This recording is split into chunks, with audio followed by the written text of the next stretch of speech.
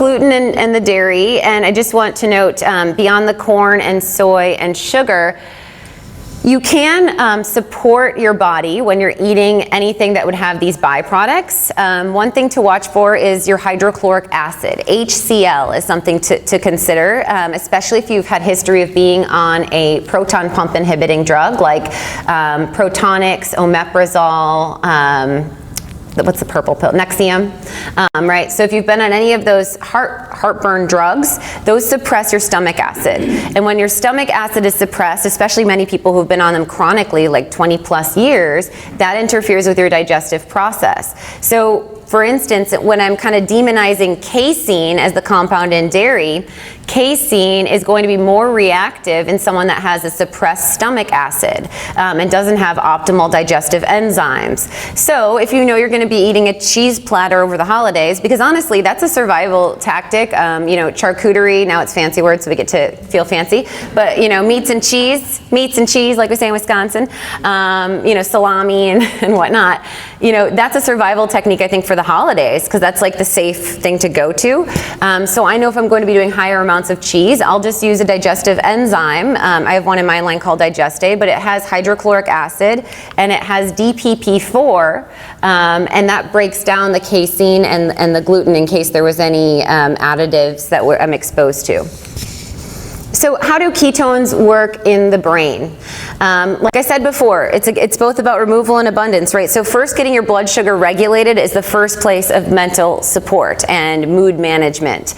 We see that elevated blood sugar levels, when hemoglobin A1C goes over 6.5, there's 2 times more likelihood to develop depression and anxiety. And it only gets higher as that number increases. Ketones are fantastic mood stabilizers. They also cross the blood-brain barrier, and one of the mechanisms in which they help with epilepsy is also very supportive for us to feel very grounded mentally. And this is via GABA. So GABA is really nature's chill pill. It is the inhibitory compound which gives us a mellow out response. I think more of a powerful tool even than serotonin when we're talking about anxiety. If we think of like Parkinson's disease, those individuals have interference with how GABA signals respond, and so they have rigidity and tremors.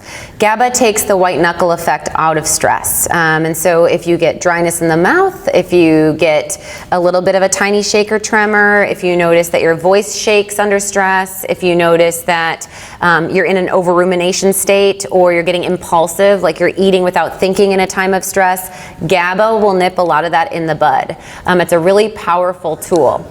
So we get increased GABA expression when we are producing ketones. Ketones upregulate GABA expression, but then you can also layer in GABA as a chewable compound in times of stress, and that can really help as well. We get an influence on HGH, so our human growth hormone is supported when we're making ketones. That's going to boost our metabolism. That's muscle sparing. That's all positive things. We get a boost of leptin, and I think this is another component of the keto high for sure. I think leptin is the reason why when I first started fueling my body on ketones, I was in a parking lot and wanted to just pick up a stranger out of the blue and hug them and be like, I feel awesome. Leptin tells us that we're satiated. It tells us that we're safe. And it holds over our hunger cues. It lets us be like, what's food, right? Whereas before, a lot of us were thinking about food 24/7. And we know that with ketones, we have a higher octane brain fuel with less output. There's less oxidative stress, less pollution, if you will, in the brain when we're burning fat as fuel.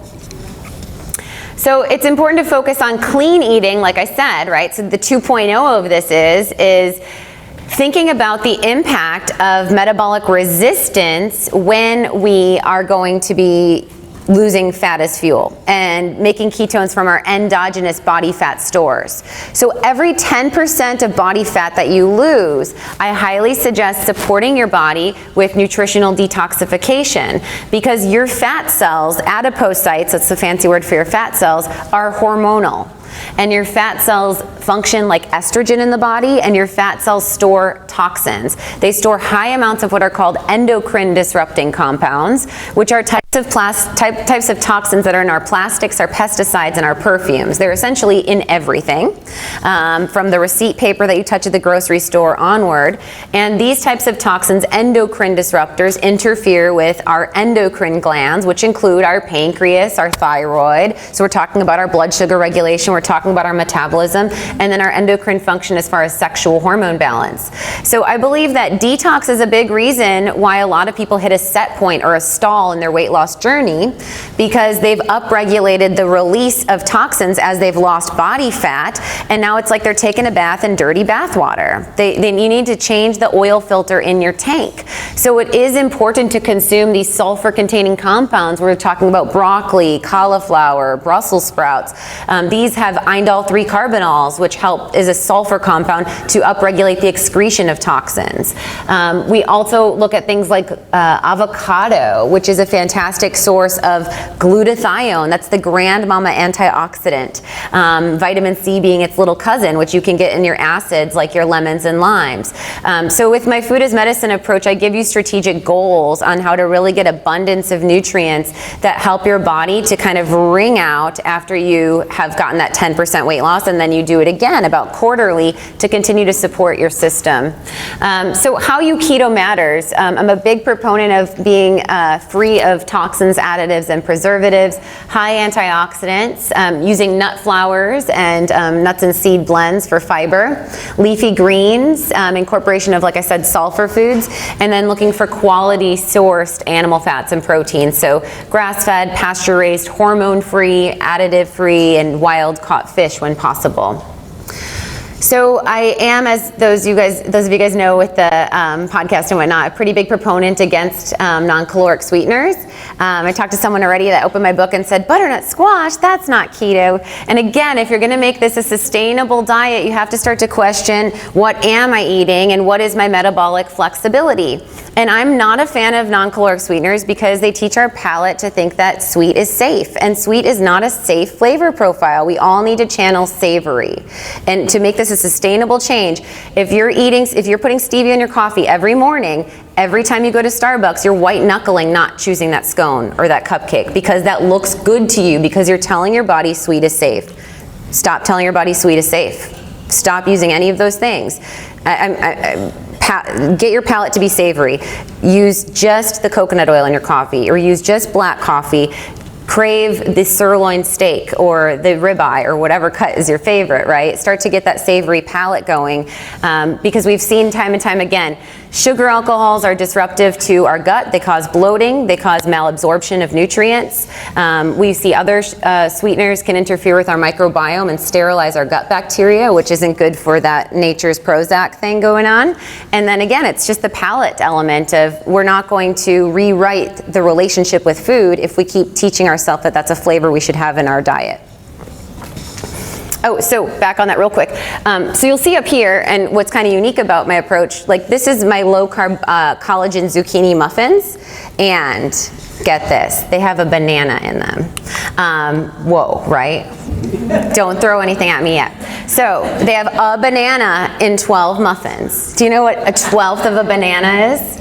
Not a lot of carbs. A 12th of a banana is less than 3 grams of carbohydrate. It's a 12th of a banana. So before you flip your lid because you saw it on a no list because it's red, start thinking about a banana, okay? And the fact that it has pyridoxine, which is B6, it has folate in it, it has soluble fiber to feed our good microbiome, it has a subtle sweetness at a 12th amount, right, not an entire banana amount, a subtle sweetness to offset the recipe. It has a boost for serotonin for our brain chemistry, and I mark my words, I've had friends wear continuous glucose monitors, right, where they have less of a blood sugar response to my recipes, which incorporate whole, real foods at moderate amounts over non-caloric sweeteners, which can create a hyperinsulin response and again create that chronic addiction cycle.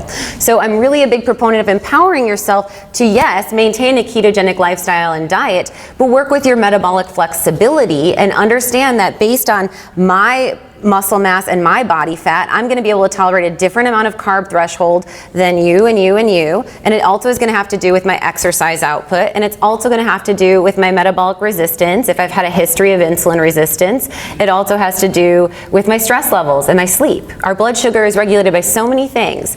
And so where you started your diet to be 30 grams of carbs white knuckling, you may find that you can tolerate 48 grams and be metabolically more balanced than white knuckling and maintaining on those non-caloric sweeteners. Food for thought there. Okay, so benefits of ketones, I think we're gonna all cover that. So I'm gonna go on a little bit into the stress story further. So potential pitfalls of keto, I wanna address this. We need to also acknowledge that keto itself is a hormetic stressor. So it does influence, just like lifting weights is, right? So this concept of hormesis is going into this concept of allostatic load. And that's another big word. Allostatic load basically means taking on a stressor that makes us resilient or stronger to a capacity that improves our health, right? If you're going to blow out your allostatic load, you're taking on a stressor to a level that depletes or breaks the body down. So think of lifting a 5-pound weight. If I'm to do 20 reps and then I do a different movement and then I do 20 more reps and then I do another movement and I do another set, I'm going to gain definition in my arm, right? I'm going to gain muscle. If I was held at gunpoint to lift that 5-pound weight for 4 hours, I would have severe atrophy. If I was having to lift that same 5-pound weight for 24 hours, I would have so much destruction in my muscle that the rebuild process would be so distressing to my body that I would probably get more atrophy than gain. And we can do that with anything. We can do that with fasting. We can do that with keto. We can do it. So we have to start to think about when we take on stressors, what they do to our body and what's working for our body, and this fluidity approach of maybe times we need to recalibrate or adjust. So we need to be mindful that if we are inspired by the movement of our diet, if we're to layer on other health supporting habits like maybe intermittent fasting, maybe sauna, maybe exercise, maybe CrossFit, we just have to be mindful of the impact on the body. And if your body says it needs to sleep in on a Saturday, maybe that's an okay thing. So we want to think about this impact of also where sometimes with keto in women, especially I work with this in my population, because we lose our appetite, I mean, I don't know, I do, a lot of people do, I think.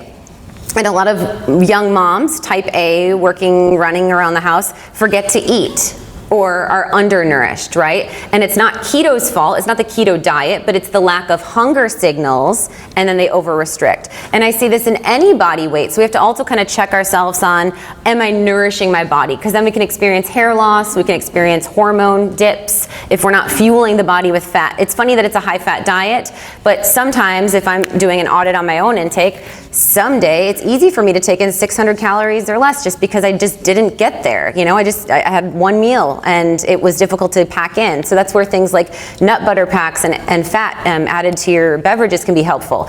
On the other hand, if you have enough endogenous body fat to use as ketones, you don't need to do the fat. You know, there's always this sweet spot. Some of us need the removal and some of us need the abundance. And there's just not a one silver bullet approach, is what I want to make clear. So many of us are tipping our progress because we're adding fat to everything, and the other of us might need to be adding more fat. So you just kind of need to check in with where your body is in balance.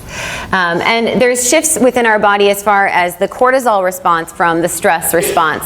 So I want to talk a little bit about cortisol and the body, and I don't have any, you guys, I can talk for like 7 hours, so I probably need a cue somewhere. I'm like, I have 7 minutes left. Okay, good. I think I have like 17 slides, no problem.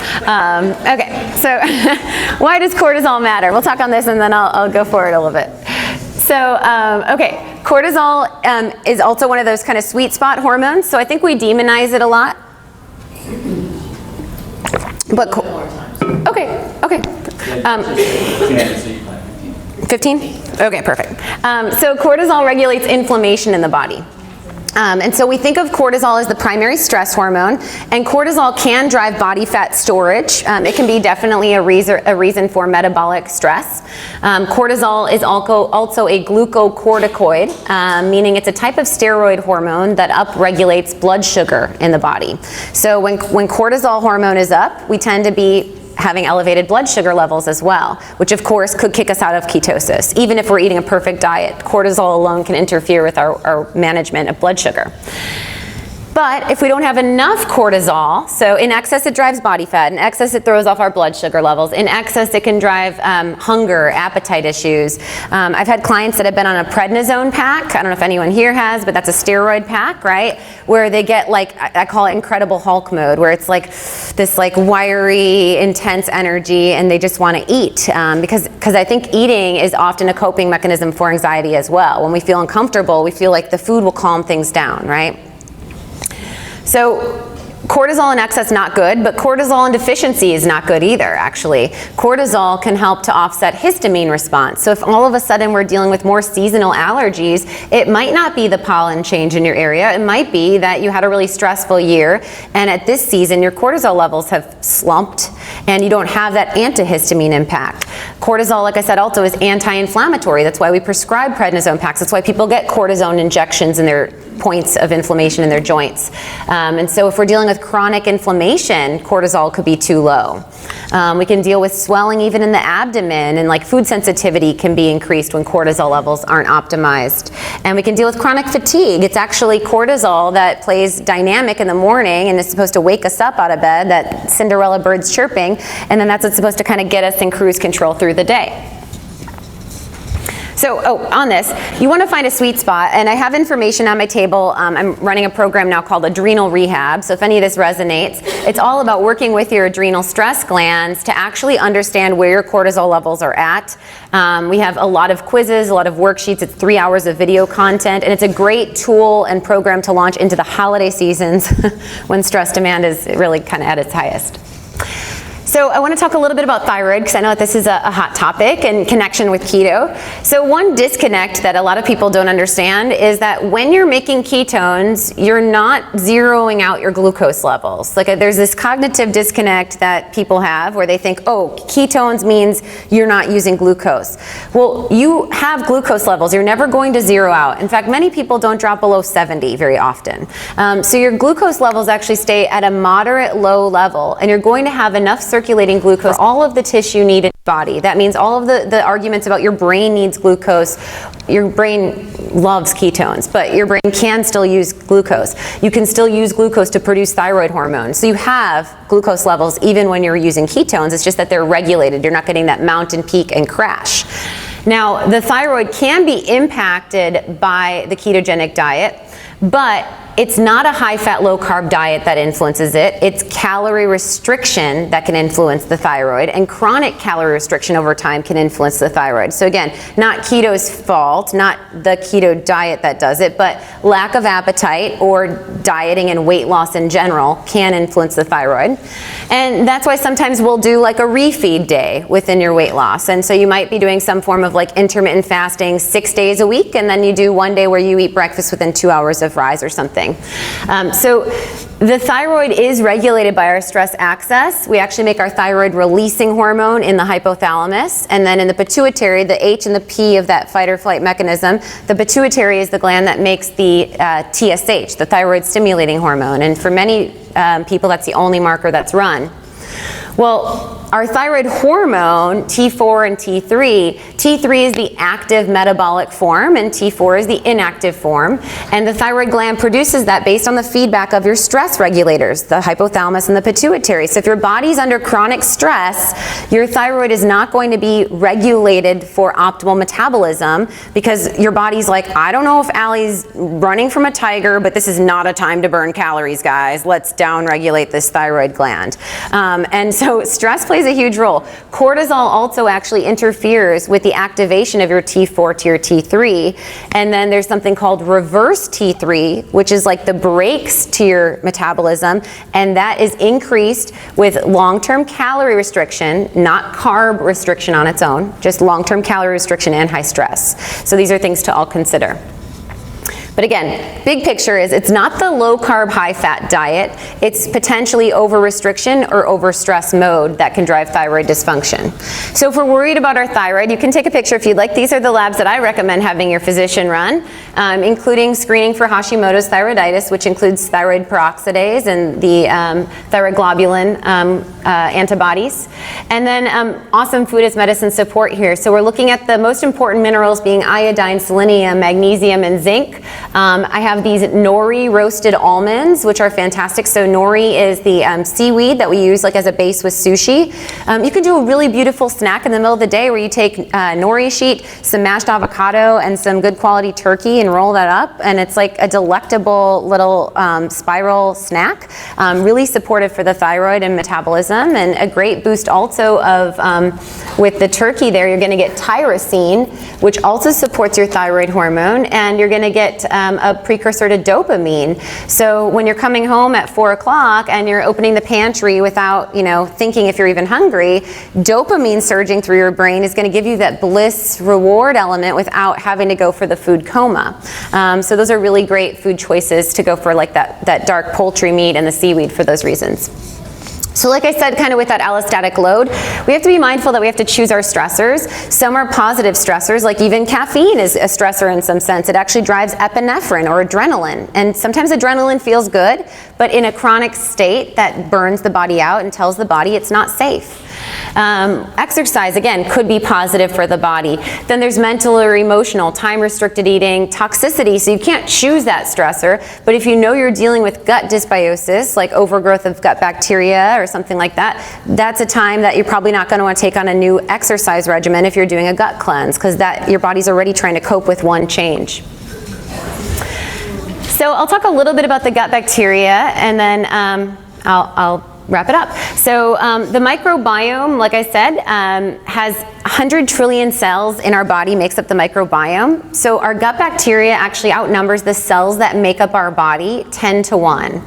So what's living in us, 3 to 5 pounds of gut bacteria in each of our bodies, really plays a huge influence on how our body functions. And when we're in a symbiotic state, that means that the gut bugs are working for us, and that means that we're going to make feel-good neurotransmitters of serotonin and GABA, so that means we're going to feel grounded and safe. If we have dysbiosis going on or overgrowth of bad bacteria, we actually make more adrenaline or epinephrine. And so the body is sending this low-grade anxiety signal saying something's not right.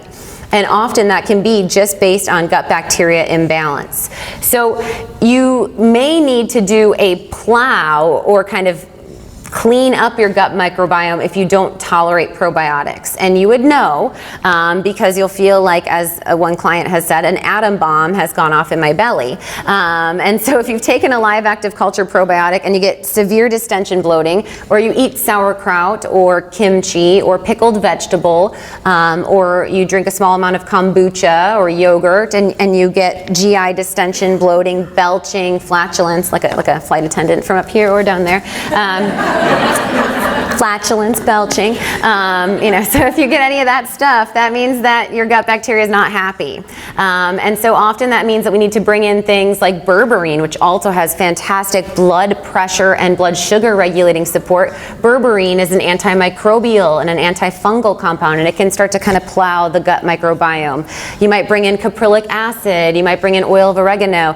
I have an entire protocol, it's a 6-week program called Beat the Bloat, and it's all about plowing the gut and resetting your microbiome so that it can work for you. And then in my book, The Anti-Anxiety Diet, I give you recipes to support this process. So there's like a bacteria battling chimichurri, so oil of oregano, garlic, olive oil, a lot of these herbs and seasonings have microbial regulating properties in them. All right, I'm gonna just go to my last slide. Sorry guys, I always do this. Okay, so I have my new cookbook out. Woohoo! This came out 2 weeks ago. So the anti-anxiety diet unpacked. So that was kind of 2 R's that I went into. A little bit of removing inflammation, and a little bit of resetting the microbiome. And I think we survived this morning. So there's 4 more in my book and a lot more geeky science. The anti-anxiety diet is the science and the strategy, and then the anti-anxiety diet cookbook, which just came out, is really the application. And if you're new to functional medicine and this was a little too high level, this is a great entry point. If you want more of the deep nerdy stuff, you can get a copy of both of them. But this has 80 plus recipes. It goes through all of those R's. I have a table on bone broth 5 ways, a great way to mix up your game to get that gut restoration. There's a kids section in here, and all of the recipes have a food as medicine approach.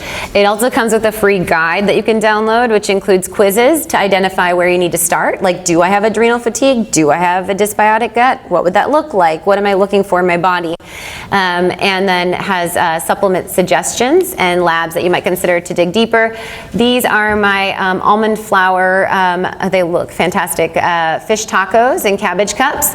These are lemon lavender CBD balls with Brazil nut and macadamia nut butter.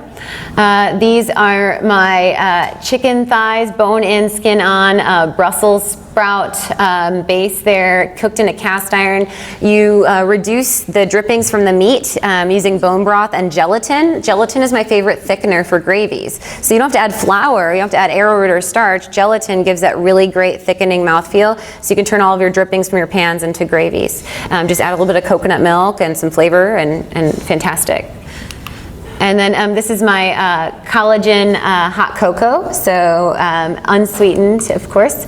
And then just for all of you all to get started further, you can go to AllieMillerRD.com. There's a button actually called Start Here, and that'll walk you through programs. And as an awesome free resource, Becky back there who photographed my book, we have the Naturally Nourished podcast, and we put out episodes. I think we're on episode 160 something already, so tons of info on there. Thanks.